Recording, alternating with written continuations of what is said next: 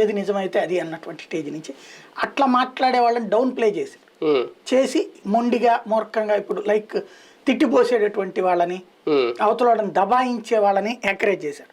తద్వారా పవన్ ఏది చేస్తే అది రైట్ అని వాదించేటటువంటి విధంగా తీసుకొచ్చారు. ఇంకొకటి బ్యాలన్స్డ్గా ఉండేటటువంటి మీడియాలోకి వెళ్ళనీయకుండా జాగ్రత్తగా వన్ సైడెడ్ అంటే తెలుగుదేశం అనుకూల మీడియాలోనే వీళ్ళు డిబేట్లకు వెళ్ళేటట్టు, మిగతా న్యూట్రల్గా ఉండేటటువంటి వాళ్ళ మీద బ్యాన్లు పెట్టుకుంటారు.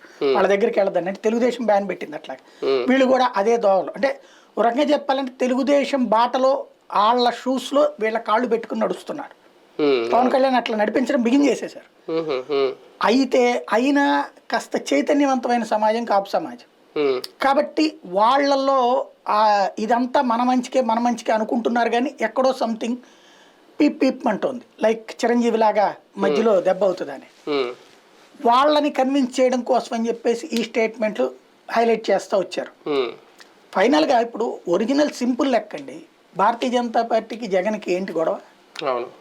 రాజకీయంగా జగన్ గది దిగాలి, మేము రావాలనుకుంటాం. కమ్యూనిస్టులకి జగన్కి ఏంటి గొడవ? అలాగే కాంగ్రెస్ కి జగన్కి ఏంటి గొడవ? ఇవన్నీ రాజకీయ గొడవ. కానీ రాజకీయ కోణంలో కాకుండా వ్యక్తిగత